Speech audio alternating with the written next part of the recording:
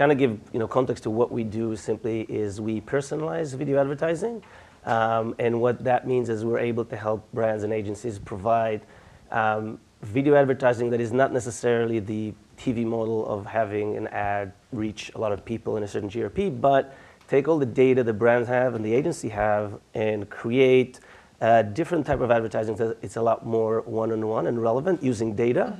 So personalization is a way to create that, but just connect it more to sales and revenue rather than connecting it to like it's the same as a TV buy. So, and you're selling. I mean, you're selling on a different basis as well as a result, right?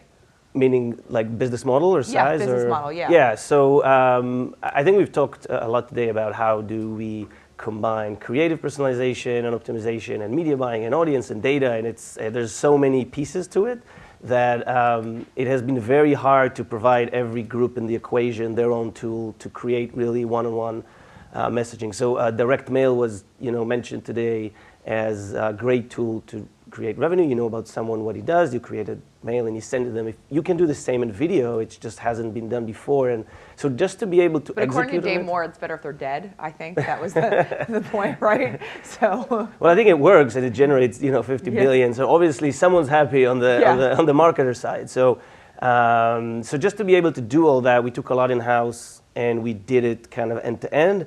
But what we do now is try to get more tools to the agencies, the creative agencies and the trading desk to be able to personalize on their own for their brands. So tell me about, and I kindly ask for like specifics. I want to know how, like who's actually, when you're writing up the business rules at the time of the ad call, these are the audit segments I'm considering, this is what I want to buy, bid on in real time, I'm willing to pay this premium for it. Yeah. Then, is it the media buyer at the trading desk that says, here's the associated creative and what should be trafficked at the same time? Like, who's making those decisions? No, it's a very good question. I think it's very complicated and to personalize. And if you look at the display market, a lot of the display personalization companies actually took it away in-house, direct to brand, because it's just hard.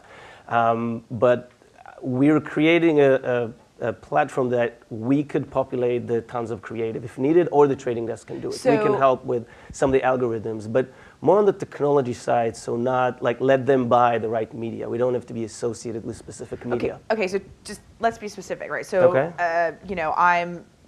I'm selling a product and I've got 3 different segments and they're all sort of similar. They're segmented by age, not by gender. It's all female and it's maybe had a baby, pregnant, or new mom. Right? Okay. Those 3. It's not usually like what we do. I get it, just to make it a bit easier. So let's take an auto I'm brand. in my fertile years. You'll have to just forgive me. It was easy to relate to. So do you want a sports analogy? Is that more of a comfort zone? But I mean, my point is, it's something somewhat similar, right? So. Yeah. Well, I think if you target 3 groups, you don't need Eyeview at all. Like the trading desks can do it great. They have an ad for, they have the data. They can do that. Where we come in, it's just not a good example because where we come in is we take, like, for example, a retailer. They have 100,000 of products, different products in different locations, different prices, different time of year. They got so many variables. So we help them create 100,000 or 1 million ads for different products, for different prices, for different locations. So.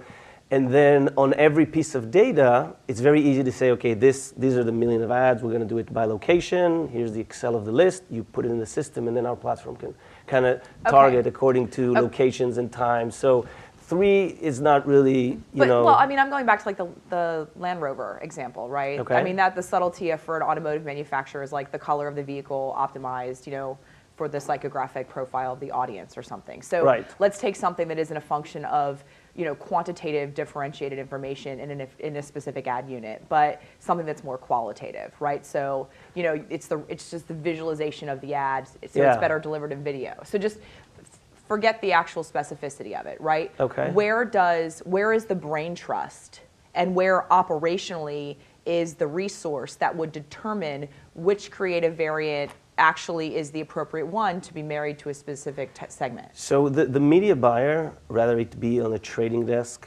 or rather it be in Eyeview or a publisher, our platform's open to whoever, will fit in the logic. So here's 1,000 ads, I want to provide them by these different demos. So whoever does it, either us or them, can put it in.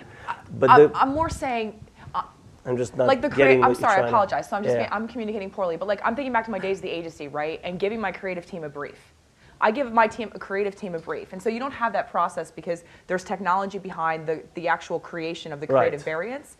But the process of determining, you know, the approval of a variant that you've created with your technology and assigning that to an audience, and then actually, you know, the trafficking of it is sort of easy. But that's where the ego and the emotion gets involved, right? It's the creative side of it. How do you?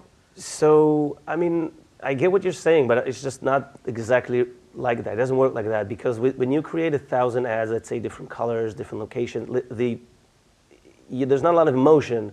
For a person who's been to the site and looked at a red car, he's going to see the red creative. Okay. For the person who lives in this location and has this kind of income and has on a mobile device looked at a SUV, he's going to get that. So the media buyer at the trading desk or whoever can very easily, and with technology, can very easily make the connection. Okay. And then the algorithms behind it will be ours, where we can automatically see what works best for who, and then optimize it, you know, on the back end. So I think what I'm inferring from what you're hearing, and perhaps this is why I was asking, you know, the wrong question, is it sounds like in order for it to work at scale, creative and the creative agency or the creative function isn't really part of the process per se. Well, they're definitely a part of the process. So if they would be able to use our technology to create ads, they'll be in the process tomorrow. But the fact is, the world doesn't work like that. It's not so clear that the creative, you know, are involved in making a lot of ads because they know the data. I mean, to create a lot of creatives, you need to understand data.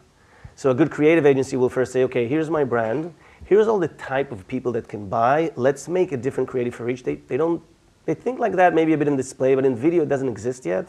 So we kind of cover up for it at the moment to be able to make it. But we're scheduling meetings with heads of creative agency to educate them on how to use it tomorrow. So the ideal world where they all do that, we're ready to do it. But in fact, the ability of the industry today to do personalized video end-to-end in so many different aspects is just not there yet. And do you think the creative guys are ever going to get there? Yeah, definitely. They do it in display. Google has great, you know, dynamic advertising tools, and Pointroll and others provide it. Video is just too new. Video now, the trend is really much about how do I extend TV to be able to, you know, buy better TV, including digital. Yep. The idea of taking a part of that and actually try to generate revenue from one-on-one advertising, it's just new. And, you know, to the question you asked Tal from Innovate before about how big is this industry going to be, so now it's very small. And if we get within 3 years to 30%, that's huge. And just to repeat the question, I asked Tal what percentage of data-driven video buying, the ads that are inserted, will be optimized creatively in some way. Right. Yeah. That's going to take time. This industry goes slow. But 30% by the end of 2016. 30% is great, and it will happen if we're able to give the agencies tool for themselves to put it in their programmatic buy to fit within their current systems, that they can do it easily. So, you know, that's how it's going to grow. Okay. Thank you.